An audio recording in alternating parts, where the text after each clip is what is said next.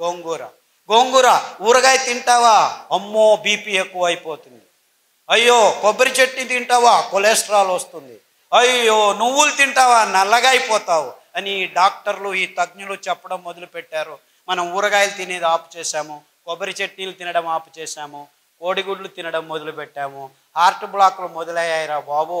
16 ఏళ్లకే heart attack వచ్చి చచ్చిపోతుంటే ఏం చేయాలో తెలియదు. హార్ట్ అటాక్ వెరీ డేంజరస్ అని లెక్చర్ల మీద లెక్చర్లు ఇస్తున్నారు, కానీ ఒక్క హార్ట్ అటాక్ నిలవట్లేదు. 16 ఏళ్లకు హార్ట్ అటాక్ ఏమిటి, 20 ఏళ్లకు బీపీ ట్యాబ్లెట్లు ఏమిటి అని ఒకడు ప్రశ్నించట్లేదు. మీరు చేయాల్సింది ఇంతే. ఒక వారం సొరకాయ, ఒక వారం దోసకాయ, ఒక వారం బూడిద గుమ్మడికాయ జ్యూస్ తాగొని పొద్దున తాగండి. 9 వారాల్లో 95% బ్లాక్ ఉందని మొన్న విజయవాడకి వెళ్ళాం. విజయవాడలో కదండి, 8 మంది ముస్లిం సోదరులు ఆసుపత్రిలోకి వెళ్తే ఆపరేషన్ చేసినా మేము గ్యారెంటీ ఇవ్వలేము, ఏం చేయాలో తెలియదు, చెయ్యి ఇలా ఎత్తలేము, కాలు ఇలా ఎత్తలేము అని వెళ్తే ఇలా చెప్పి పంపించేశారు. స్టంట్ వేయలేము, ఏమి చేయలేమని. మీ లెక్చర్లు విని దోసకాయ రసము, గుమ్మడికాయ రసము, బూడిద గుమ్మడికాయ రసము మీరు 9 వారాలని చెప్పారు. యాక్చువల్లీ 6 వారాలకే మాకు శక్తి వచ్చేసింది, నడవడం మొదలు పెట్టాము. 9 వారాలకు నేను ఇప్పుడు 3 కిలోమీటర్లు నడుస్తున్నానని ఒక్కరు కాదు, ఇద్దరు కాదు, 3 వచ్చి చెప్పారు. వందలు వేల మంది. కానీ దోసకాయ రసం తాగితే బ్లాక్ పోతుందా? సొరకాయ రసం తాగితే బ్లాక్ పోతుందా? సొరకాయ అంటే ఎలా ఉంటుంది? సొరకాయ అంటే సొరకాయలాగా ఉంటుంది.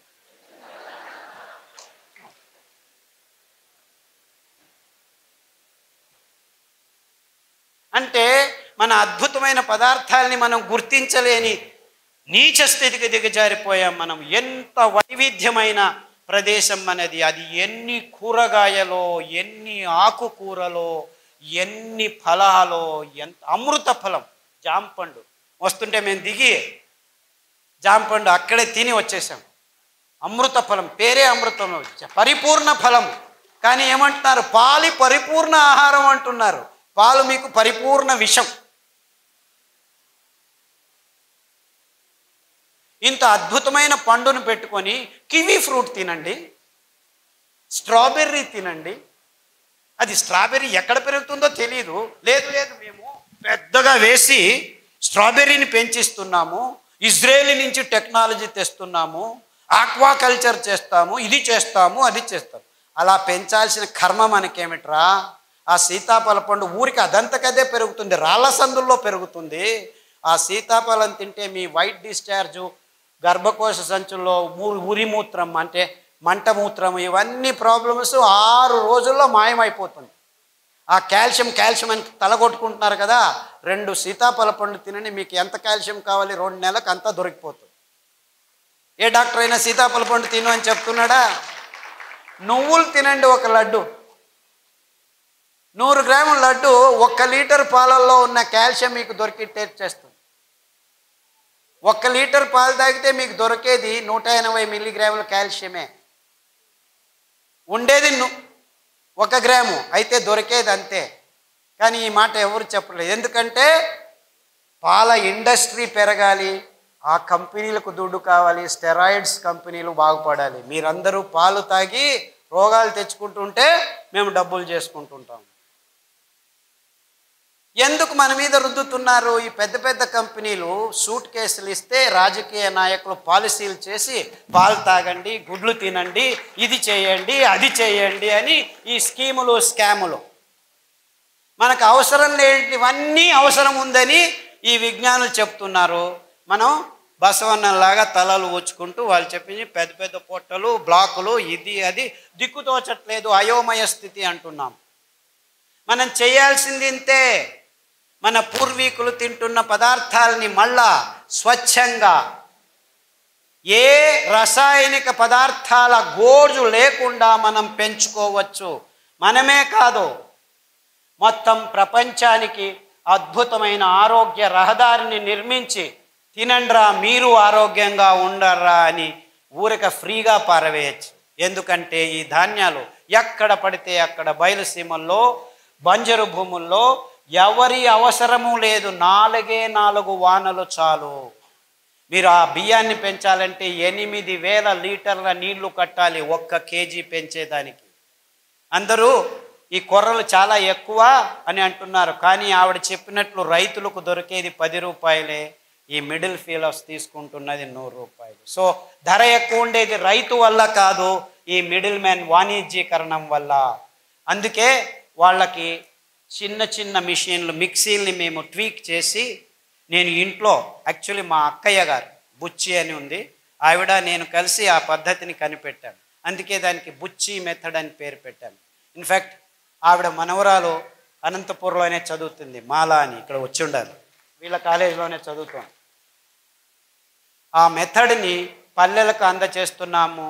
యాక్చువల్లీ ఇంకా ముందుకు ఏం ఆలోచిస్తున్నామంటే, ఆ మిక్సీకి ఇంకా కొన్ని రోజులు పోతే ఎలక్ట్రిసిటీ ఉండదు. Don't think you will have all these lights. ఇంకొక 4 సంవత్సరాలు మొత్తం అన్ని కంపెనీలు మూసుకొని పోతాయి, కోల్ లేదు, ఇంధనం అయిపోతుంది. సో నిజంగా అప్పుడు మీరు భోంచేయాలంటే భానుజా గారి దగ్గర రావాలి, ఎందుకంటే వాళ్ళు మాత్రమే మీకు బియ్యం ఇవ్వగలరు. అర్థమవుతుందా? ఆ మిక్సీని పనిచేసేదానికి we have designed a small solar plate. ఒక మిక్సీకి ఒక సోలార్ ప్లేటు.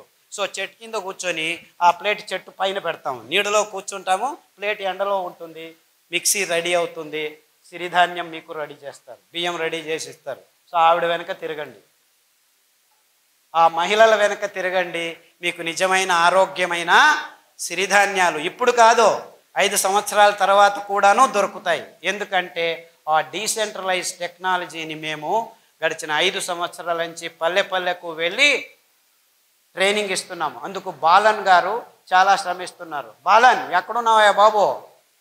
ఆయన ముందుకు రాడు, వెనకలు ఉంటాడు మహానుభావుడు. బాలన్ అని ఆయన ప్రతి పల్లెకు వెళ్ళి ట్రైనింగ్ ఇస్తున్నాడు.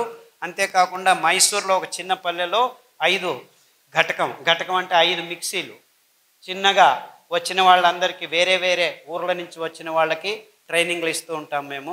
ఎందుకంటే ఈ ధాన్యాన్ని పెంచేది ఒకవైపు అయితే, ఈ మిషన్ల చేతుల్లో చిక్కుకొని మళ్ళా అందరం ఈ కంపెనీల కపిముష్టికి వెళ్లకుండా ఉండాలని డీసెంట్రలైజ్డ్ టెక్నాలజీ, అప్రోప్రియేట్ టెక్నాలజీ అని తయారు చేశాము.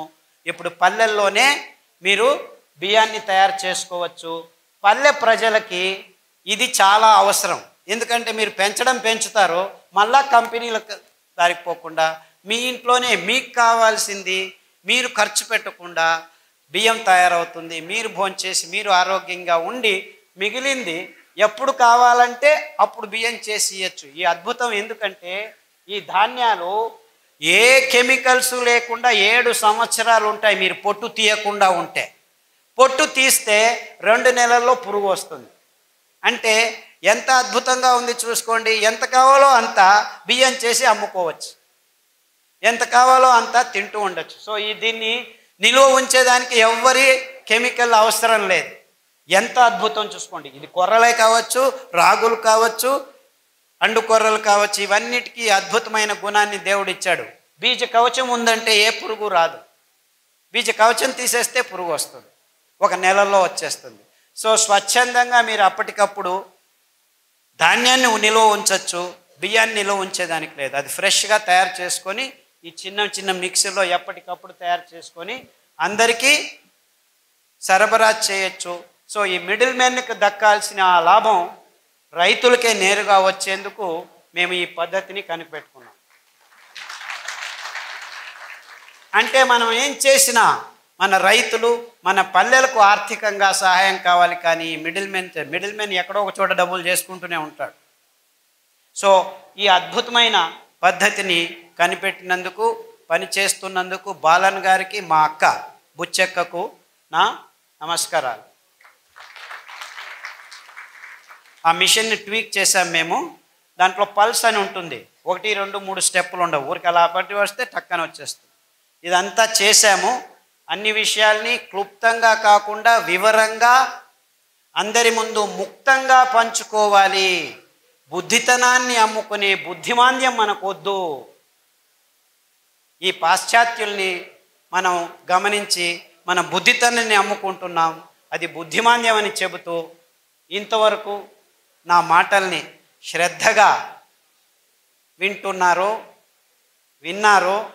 రేపటి నుంచి మళ్ళీ ఇది దాటిన తర్వాత కాఫీ తాగేది, టీ తాగేది, సిగరెట్ తాగేది తాగుతారని తెలుసు నాకు. నేనేం కలలు కనట్లేదు రేపే మారిపోతారని. It takes time, no problem. కానీ ఆ శపథం తీసుకోండి. మీరు ఆరోగ్యంగా బతికేదానికి ఇప్పుడు దారి ఉంది, ముందు దారి లేకుండా ఉన్నింది. ముందు కాలంలో తింటుండే వాళ్ళం కానీ తెలియదు. కానీ మేము గడిచిన 20 సంవత్సరాల్లో ప్రాయోగికంగా ఈ భయంకరమైన రోగులకి ధాన్యాల్ని కషాయాల్ని తాగించి ఆరోగ్యవంతులను చేసి, ఇదేమి ప్లాన్ కాదు 3 నెలలు 4 నెలల తర్వాత మళ్ళా రోగాలు వచ్చేదానికి. ఈ ఆహారాన్ని మీరు సతతంగా తింటూ ఉంటే మీ దేహం ఆరోగ్యంతో 1 సంవత్సరం కాదు 2 సంవత్సరాలు కాదు, మీరు 100 సంవత్సరాలు బ్రతికుంటే 100 సంవత్సరాలు ఆరోగ్యంగా ఉండొచ్చు అని చెబుతూ సెలవు తీసుకుంటున్నాను. అందరికీ నమస్కారం.